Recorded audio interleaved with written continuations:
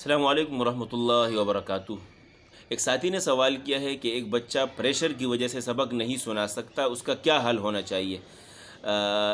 उस पर जो प्रेशर है वो उस्ताद के गुस्से की वजह से या ज़्यादा मार की वजह से उस बच्चे के ऊपर प्रेशर आया है।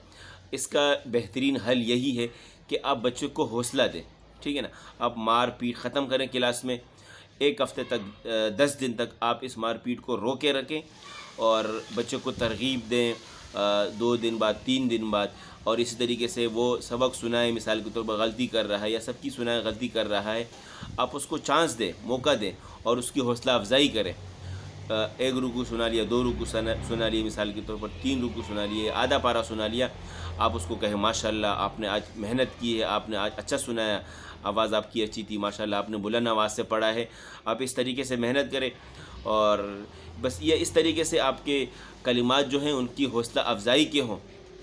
इंशाल्लाह कम वक़्त में आप देखेंगे। अच्छा, अगर इसने गलती की है, आप इसको एक बार भेजें और फिर दोबारा भेजें, फिर सहबारा। बाज़ ही बच्चे होते हैं जो क्लास में असातिज़ा को तंग करते हैं। अक्सर बच्चे जो हैं वो चल रहे होते हैं अपनी तरतीब से, तो आप ज़रूर इस तरीके को आज़माएँ, बच्चे को हौसला दें और कभी कभार उनको इनामात दें, माशाल्लाह, जज़ाकल्लाह, सुभान अल्लाह, उनकी तारीफ़ करते। किसी भी तरीके से आप उनकी तारीफ़ कर सकते हैं।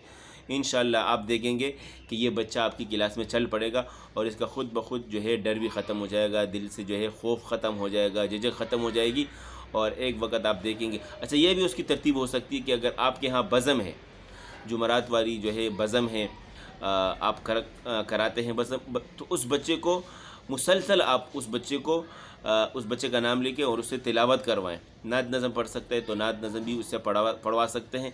इससे इसके दिल में जो खौफ बैठा हुआ है वो आहिस्ता आहिस्ता इंशाल्लाह निकल जाएगा।